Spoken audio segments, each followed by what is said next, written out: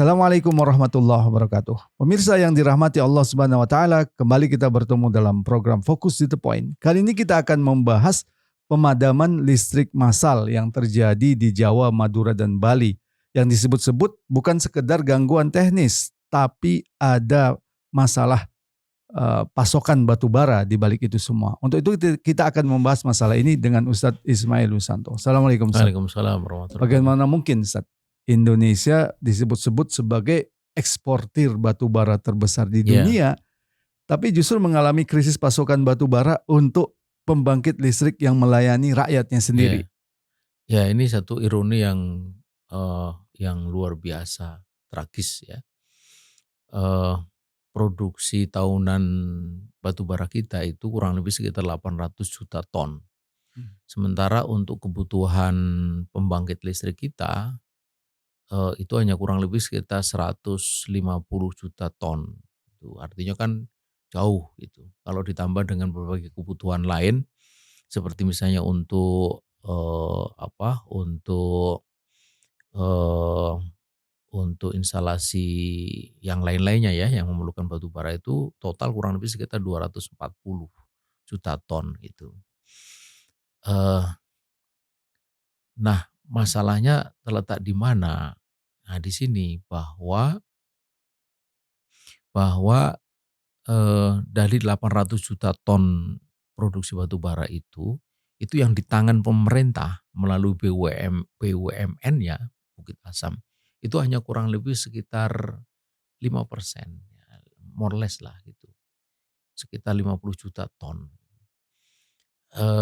Jadi boleh dibilang praktis seluruh produksi batu bara itu di tangan perusahaan swasta, baik dalam maupun luar negeri gitu. Nah, sementara untuk pembangkit listrik diperlukan pasokan batu bara. Nah, inilah yang kemudian keluar apa yang disebut DMO, Domestic Market Obligation, yaitu kewajiban pengusaha untuk menjual batu baranya itu tidak semuanya kayak ke luar negeri, tapi juga ke dalam negeri untuk kepentingan diantaranya pembangkit listrik itu. DMO-nya itu kurang lebih sekitar 25%.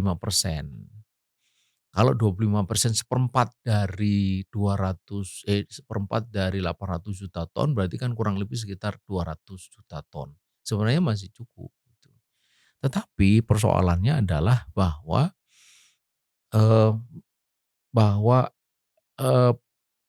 harga jual ke dalam negeri itu berbeda dengan harga jual ke luar negeri. Harga internasional batu bara sekarang kurang lebih sekitar 144 US dollar per ton. Sementara DPO itu Domestic Price Obligation itu hanya kurang lebih sekitar 70 US dollar per ton. Jadi hanya separuhnya. Nah, logika bisnis pasti akan mengatakan bahwa ngapain juga aku jual ke dalam negeri yang aku hanya dapat 70 dolar per ton, sementara kalau aku ekspor bisa sampai 2 kali lipatnya gitu. Meski sebenarnya 70 dolar per ton itu juga masih untung. Mengapa? Karena produksi batu bara per tonnya itu kurang lebih sekitar 40 dolar. Itu ongkos produksinya. Jadi masih untung 30 dolar. Artinya not too bad lah gitu. Nah, soalnya adalah kenapa kok sampai segitunya? Ini kalau memang betul ya, ini kan memang alasan yang dikemukakan oleh pihak PLN itu kan begini dan begitu. Alasan resminya memang ada pembangkit yang rusak gitu. Tapi publik itu juga pasti dengar bahwa di balik itu ada juga soal krisis pasokan yang tadi disebut itu. Nah, jadi inilah pangkal dari kemelut itu. Mengapa sampai PLN itu kekurangan pasokan? Kalau ini benar ya cerita ini. Memang kalau dalam teori itu pasokan atau cadangan aman itu kurang lebih untuk 3 bulan ke depan. Tapi dengar-dengar itu hanya kurang lebih sekitar 2 minggu. Jadi memang untuk mengatasi supaya tidak cepat habis, maka kemudian dipergilirkan nyalanya dipergilir atau matinya itu tergantung ya gitu. Nyala dan matinya dipergilir. Digulirkan. Nah jadi, itu soalnya nih. Jadi, kalau kita lihat itu akar masalahnya itu bukan soal DMO-nya atau DPO-nya, tapi adalah soal betapa negara kita ini sudah begitu rupa lepas kendali gitu Terhadap terhadap komoditas penting itu.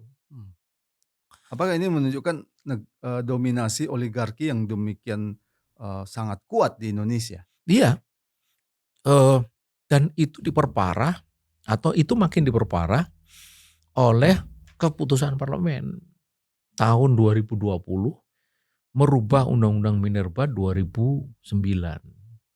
Undang-Undang Minerba 2009 itu sebenarnya sudah cukup bagus, setidaknya menyangkut 3.800.000 hektar ladang batu bara yang punya potensi jika diasumsikan harga per tonnya itu $70, itu 13.000 triliun.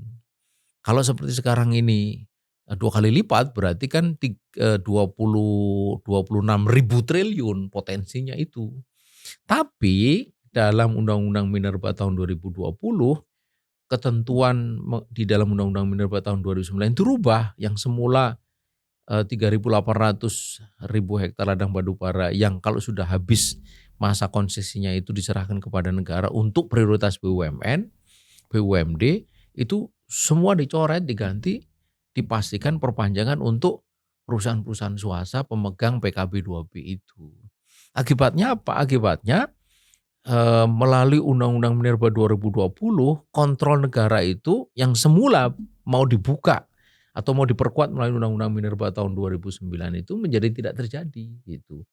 Nah, ketika terjadi maka negara itu jadi kayak kalau bahasa bahasa gampangnya itu minta belas kasihan gitu kepada pengusaha-pengusaha batu bara. Padahal batu bara itu milik negara, ya kan milik rakyat kan dikuasai oleh negara. Negara menyerahkan kepada mereka. Lah sekarang ketika memerlukan, lah kok negara sampai tidak punya daya untuk memaksa mereka untuk menjual ke dalam negeri, itu kan sesuatu yang sangat ironi. Dan tragisnya lagi, kok bisa negara itu hanya memberikan 5% kepada badan usaha milik mereka, milik negara, BUMN itu. Nah, ini juga konyol gitu. Ya, salah satu solusi yang sering ditawarkan ya Hmm. berdasarkan syariat Islam itu adalah mengembalikan barang-barang tambang yang jumlahnya melimpah ini kembali kepada milik rakyat. Karena Ya. dalam pandangan Islam sesungguhnya barang tambang yang jumlah melimpah termasuk batu bara itu adalah milik rakyat. Ya. Nah, di mana letak penting seruan kembali kepada Ya. syariat Islam terkait dengan hal ini, Ya. Ustaz Ismail? Nah, tadi kan kita sudah tahu bahwa soalnya ini bukan soal DMO, bukan soal DPO, tapi soal telah hilangnya kontrol negara terhadap komoditas itu. Kenapa hilang? Ya karena negara telah menghilangkan kontrol dia sendiri melalui undang-undang itu. Nah, undang-undang itu dilahirkan siapa? Oleh parlemen. Dan parlemen itu bekerja atas kepentingan siapa? Ini kan harus dipertanyakan. Kalau dia bekerja atas kepentingan rakyat, mestinya tidak begitu.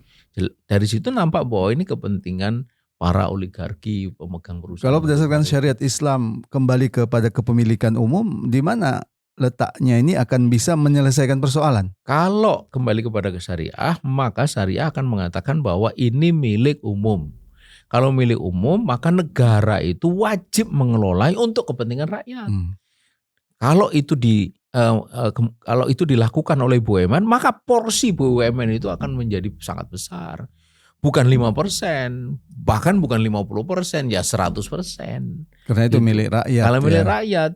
Kalau itu sepenuhnya di tangan negara atau di tangan BUMN, lalu masalahnya apa coba? Kan nggak perlu lagi pakai DMO.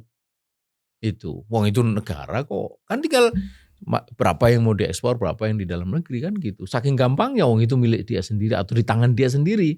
Tidak seperti sekarang ini. Kalau sekarang ini kan memaksa-maksa dan pengusaha itu udah ngerti caranya menaklukkan para birokrat itu gitu. 25% DMO, 25% DMO, ya udah nanti aja ditunda sebulan, ditunda. Dari sebagian mereka itu mikir bahkan ya kami punya kewajiban DMO kan, tapi tidak harus sekarang. Akhir tahun kan bisa coba. Nah Ya. sementara kebutuhan listrik kan nggak bisa ditunda. Salah satu alasan masuknya investor menjadi pemilik dalam tambang itu adalah masalah dana. Apakah ini Ya. berlaku untuk batu bara, Ustaz Ismail? Iya, jadi aneh. Sekarang gini, kalau perusahaan swasta saja bisa mengelola, bisa memproduksi batu bara, masa negara enggak bisa? Negara itu punya seluruh kewenangan, nah, gitu kan, di kewenangan daripada dia.